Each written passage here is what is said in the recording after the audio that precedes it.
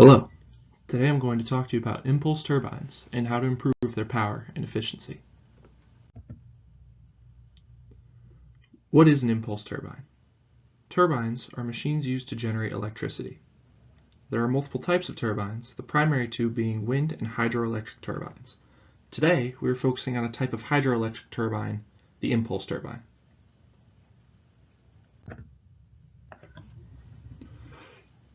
Turbines in general contain two major components, a runner and some method of rotating this runner. The runner, or rotor, is what turns to generate electricity. Impulse turbines are a type of hydroelectric turbine where water is funneled through nozzles to shoot them at a high speed to spin the runner.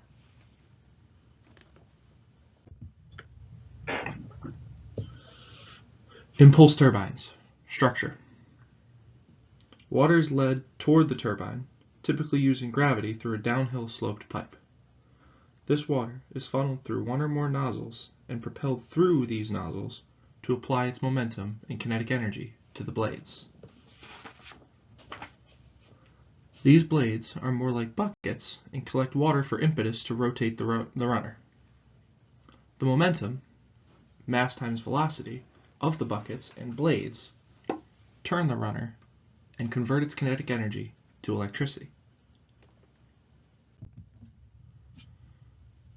The nozzle shoots the water at a higher velocity than it flows downhill due to the typical fluid mechanics equation of Q equals VA, the Q being flow rate, V being velocity, and A being the area through which it flows. This states that if the flow remains constant, when you decrease the area, velocity of the water flowing through it will have to increase in order for the same volume to be put out through the same area in the same amount of time.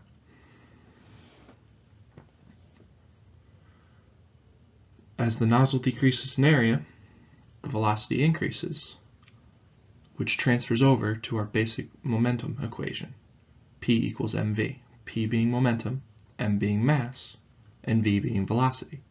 The same mass of the water flows through in the same amount of time, since that's what flow rate would be, but we increase the velocity and therefore momentum increases. Theoretically, this boosts the power output and efficiency of the impulse turbine. As you can see in this diagram, this is the diagram of a typical impulse turbine. On the left side, the water flows down through the pipe, and you can see that once it gets toward the base of the pipe, it gets funneled into the nozzle. That nozzle then shoots the water out in a stream at the bottom of the rotor.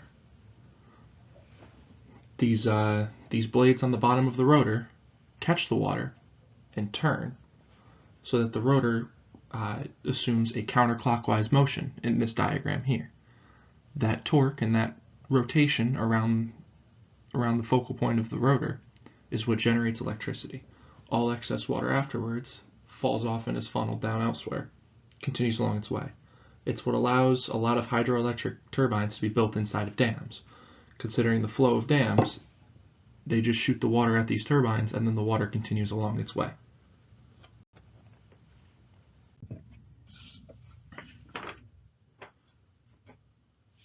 Typical efficiency of an impulse turbine would be 95 to 97%.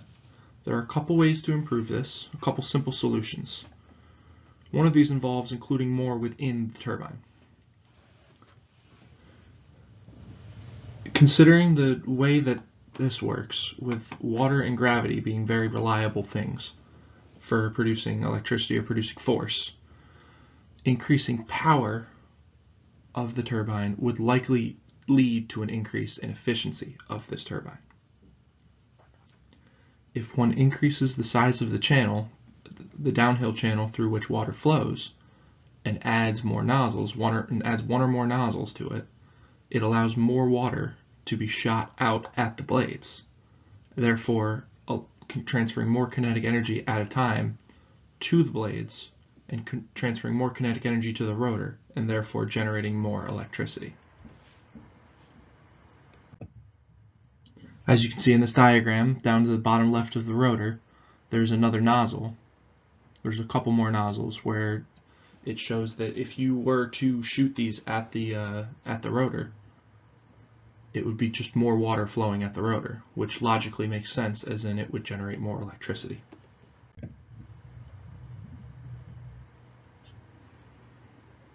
Another measure for improving impulse turbines is to widen the buckets on the blades. The way these buckets are styled is that they are concave, so that they would be able to catch more and more water and use its kinetic energy more efficiently to turn the rotor. Issue is, sometimes these buckets can be too narrow and water will miss it. Some of the water would shoot past the buckets or flat out drop below it. If you widen the buckets, this could change and allow more water to be caught and more kinetic energy to be transferred on each blade. This could work very well on its own, but one major application could be working in conjunction with the other measure that I described earlier. If you use multiple nozzles and have more water flowing in, and you widen the blades on these turbines, then chances are you will catch a lot more water and be a lot more efficient with how you are using the water. More water would be flowing, and more kinetic energy from this water would be transferred into the runner to generate electricity. This would, in fact, increase both power and efficiency of this turbine. Here you can see that I drew a microcosm of the blade. The solid line is the original blade, and the dashed line would be a potential widened blade. It's pretty easy to see how it would catch a lot more water. The area of that almost doubles. So it would be very tough to miss with water. It'd be very tough to have water not fall into where it needs to be.